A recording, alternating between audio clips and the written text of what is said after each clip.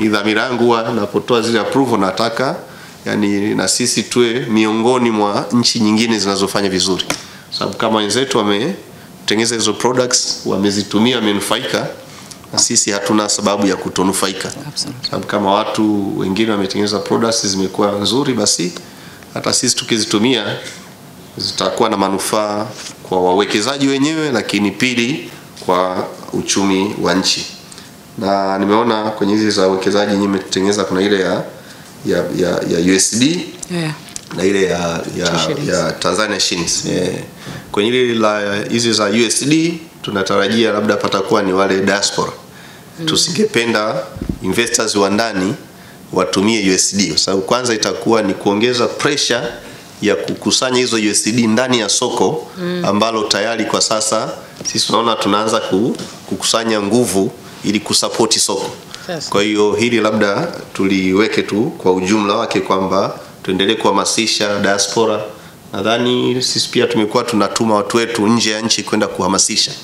Na nadhani juzi imetoa approval, kuna watu walikuwa naenda, kuna nchi kama 2 nadhani. Uholanzi na Uingereza. Uholanzi na Uingereza. Kule mabarozi wameandaa nadhani wameandaa ni kama mihadhara lakini na maonyesho. Nimetoa approval watu wetu waende wakashiriki. Kwa wanapoenda kule kushiriki, wanaohamasisha kuwajulisha utaratibu wa namna ya kuparticipate kwenye investments za ndani ya nchi. Kwa nadhani hili la nani pia wale watakaoenda wawajulishe hii la hizi sukuk.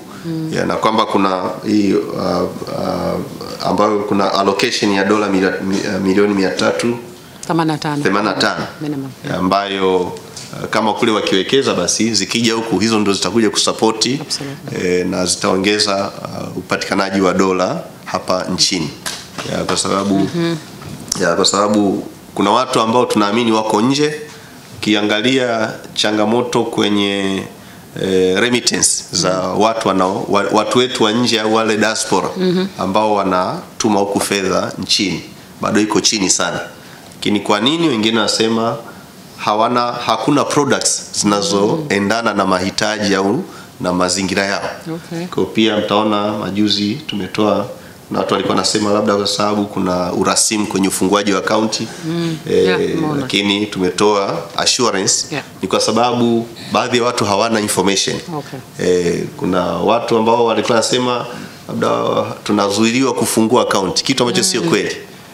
Tumecheki, kuna baadhi ya benki hasa hizi za ndani zimetengeneza dawati maalum na kuna products maalum za namna ya kusupport diaspora. Kwa diaspora yote kama yuko nje, utakuta ukienda kwenye benki zetu za ndani kuna dawati na kuna product maalum ya kumwezesha afungue akaunti na aweze kuwekeza au kutuma fedha. Lakini tumeendelea kurahisisha taratibu. Kama mtu anahitaji kadi yake atumiwe kule, atafanya arrangement, watamtumia. Akihitaji hata apate hizi virtual card, siku hizi wengine wanatengeneza paka hizo virtual card, tutamtumia kule, ataendelea kuitumia. Kwa hiyo ni hizi tunasema tunaendelea kupanua wigo na kufungua fursa kwa mtu yeyote kuwekeza. Kwa kwenye hili tunaendelea kuhamasisha, na naamini wale watakaoenda kwenye hizo nchi na hata nyingine tuwafahamishe ili wakienda kule wahamasishe uwekezaji wa kwenye sukuku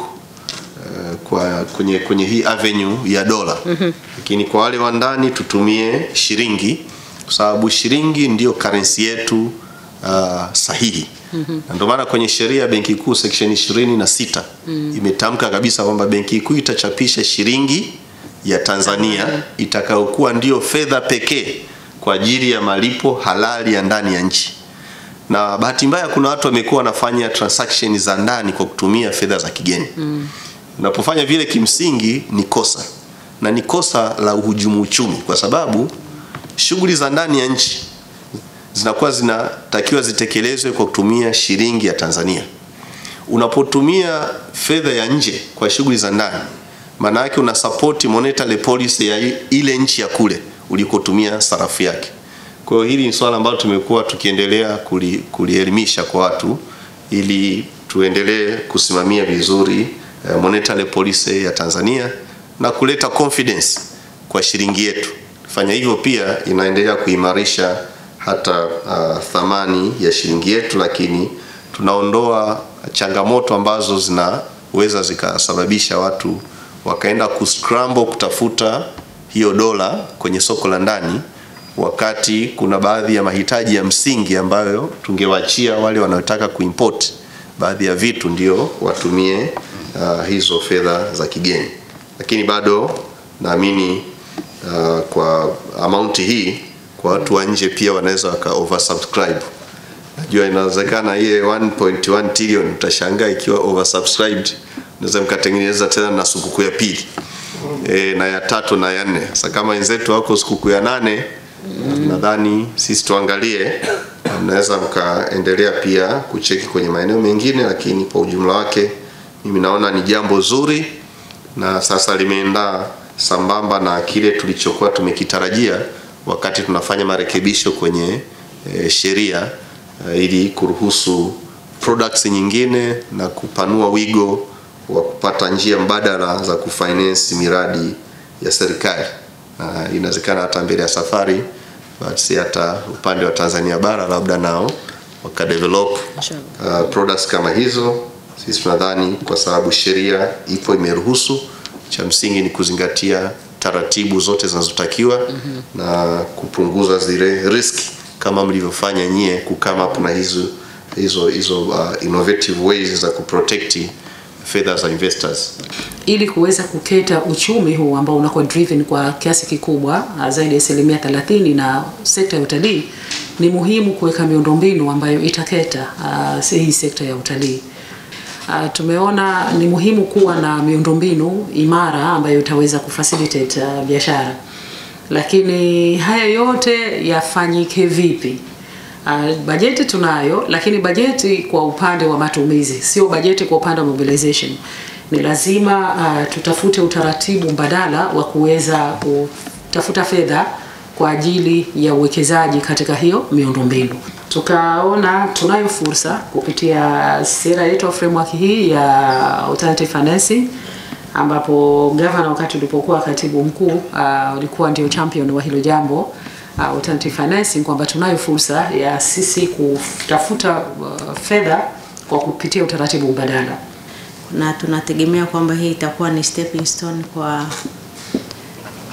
kwa serikali zote mbili kwa ujumla, kwa sababu successful issuance ya hii sukuk itaweka pia confidence kwa investors au experience kwa investors, lakini kwa pia na upande wa sisi serikali zote mbili itakuwa na yenyewe ni initiative kubwa ya kudrive financial inclusion.